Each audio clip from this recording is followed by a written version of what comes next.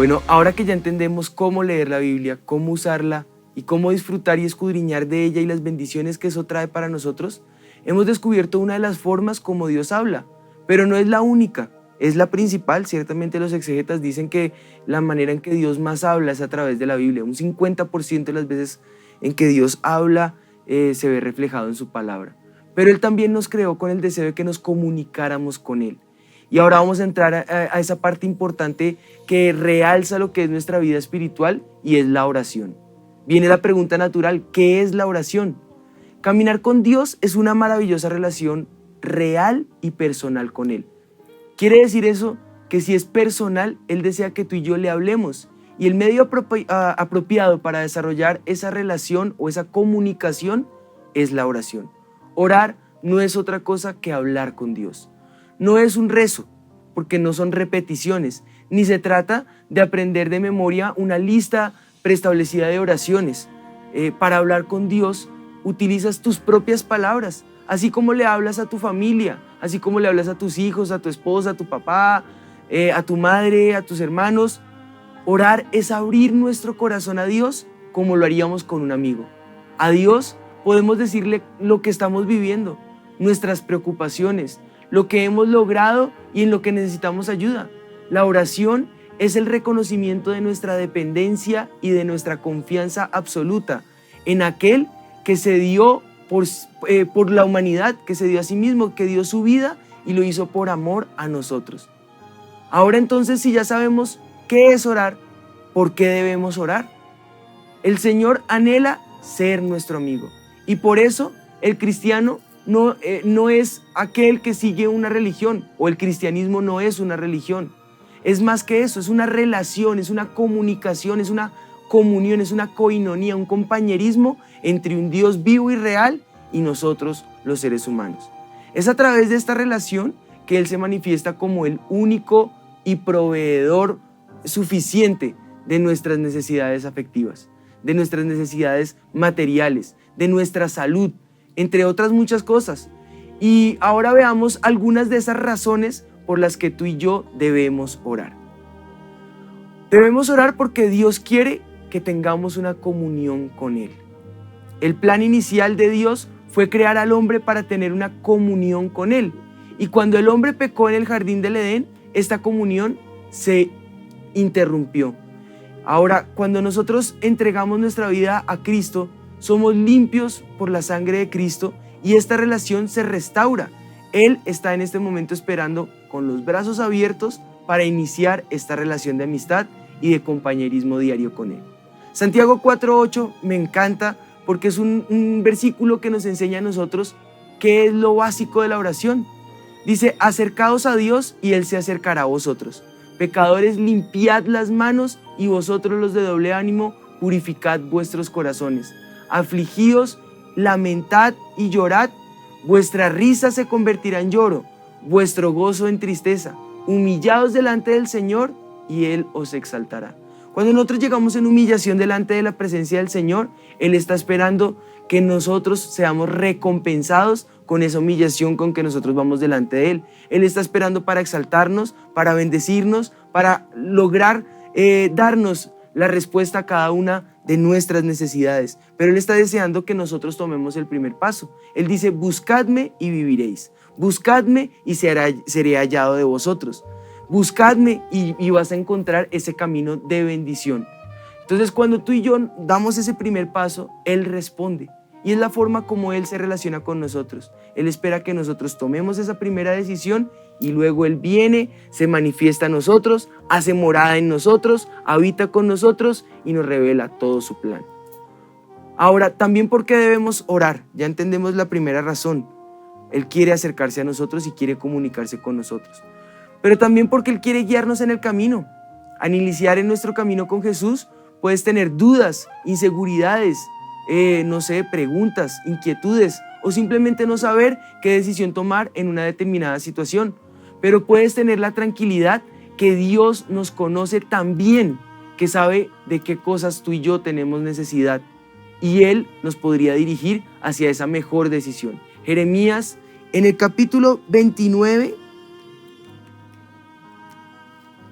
En el versículo 11 y el versículo, del 11 al 13, dice, porque yo sé los pensamientos que tengo acerca de vosotros, dice Jehová, pensamientos de paz y no de mal, para daros el fin que esperáis. Entonces me invocaréis y vendréis y oraréis a mí y yo os oiré. Y me buscaréis y me hallaréis, porque me buscaréis de todo vuestro corazón. Dios quiere que le busquemos con todo el corazón, porque Él quiere que nosotros le podamos hallar. Ahora, ¿por qué más debemos orar? Dios quiere que desarrollemos una amistad con Él. Es normal que para poder tener una amistad haya diálogo, haya comunicación. Él quiere ser nuestro mejor amigo. Él tiene sentimientos, Él nos ama, Él se alegra, Él se enoja, Él se hiere, se contrista, se duele, se aflige, llora con nosotros, nos consuela. Él quiere que no solo le busquemos cuando tenemos problemas o cuando ya no hay a quien más acudir como un Dios bombero que apague nuestros incendios. Él desea tener una amistad sólida y profunda. Él desea que tú y yo dependamos de Él en cada circunstancia de nuestra vida. Y ahora que ya entendemos la importancia de lo que es orar y por qué debemos orar, surge la pregunta natural, ¿cómo debemos entonces orar? Es importante que entendamos que debemos preparar un lugar o un ambiente adecuado para tener esa comunión con el Señor. No puedes hacerlo mientras vas por el camino oyendo la radio, o mientras estás viendo un partido de fútbol o televisión, o mientras te preparas para hacer los alimentos de tu familia. No, es un tiempo a solas y dedicado. Un lugar adecuado, un lugar a solas, un lugar donde tú estás dedicando todo, tu mente, tu corazón, tus pensamientos. Por eso dice el Señor que lo debemos amar con todas nuestras fuerzas, con toda nuestra mente y con toda nuestra alma, porque es una manera de concentrarnos en lo que nosotros estamos haciendo por Él. Tampoco es el tiempo que dedicas cuando vienes a la iglesia, porque de ninguna manera se puede reemplazar el tiempo de oración por escuchar la predicación o congregarnos. Congregarnos es parte de convivir, de tener esa coinonía, de amarnos unos a otros. ¿Cómo podemos amar a Dios a quien no vemos si no podemos amar a nuestros hermanos a quien sí vemos? Tenemos que estar congregados porque dice la palabra del Señor, la promesa básica, donde hay 2 o 3 reunidos en mi nombre, ahí estoy yo. Este es un lugar que tú apartas para tener un tiempo a solas con Él, donde estés solo tú y Él. Él se debe sentir importante, Él se debe sentir como lo más deseado en ese momento. En Mateo capítulo 6, el versículo 6 al 8, Jesús nos enseña el secreto o el lugar que tú y yo debemos propiciar para tener ese tiempo a solas con el Señor. Dice Mateo en el capítulo 6, en el versículo 6 al 8, dice, mas tú cuando ores, entra en tu aposento. Entonces dice, hay un aposento. Debemos entrar a buscar al Señor. Dice, y cerrada la puerta, ora a tu Padre que está en lo secreto. Y tu Padre que ve en lo secreto te recompensará en público. Pausa. Dice, cerrada la puerta. Quiere decir a solas, en la intimidad. El que ve en lo secreto te recompensa en público. Dice el versículo 7. Y orando, no uses vanas repeticiones como los gentiles, que piensan que por sus palabrerías serán oídos. O sea, no son repeticiones, es del corazón. Y dice el versículo 8, no os hagáis pues semejantes a ellos, porque vuestro Padre sabe de qué cosas tenéis necesidad antes que vosotros las pidáis. Y luego dice, vosotros pues oraréis así. Ya luego nos va a enseñar ese propósito de la oración. Antes de que nosotros pidamos, Él ya sabe de qué tenemos necesidad. Así que podemos tener la certeza que Él ya conoce lo que nosotros necesitamos. Dice, ora todos los días. Alaba al Señor y adora, dando gracias a Dios por lo que Él te ha dado. Otra razón por la cual nosotros podemos, o cómo nosotros podemos acercarnos a la oración, es para que confesemos nuestro pecado.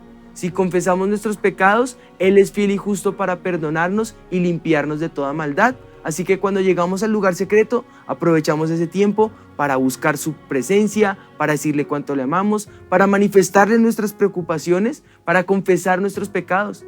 También es un tiempo donde tú puedes poner tus peticiones delante del Señor. Puedes dejar allí tu angustia y tus cargas delante de Él porque Él tiene cuidado de ti. Puedes pedirle sabiduría y dirección porque Él es Dios de sabiduría. El Espíritu es llamado Espíritu de sabiduría. Él da sabiduría al que necesita. Si hay alguno entre vosotros que necesite sabiduría, pídala a Dios y Él la dará abundantemente y sin reproche, dice la palabra de Dios. Te dará dirección para que puedas encaminar tu vida. Puedes también allí leer la Biblia y meditar en ella. Eso ya lo hemos visto con Anita y vas a disfrutar de ese tiempo allí de lectura. Antes de leer la palabra de Dios, pide a Dios que te ayude a entender su palabra, que abra tu pensamiento y tu entendimiento para que puedas comprender las Escrituras.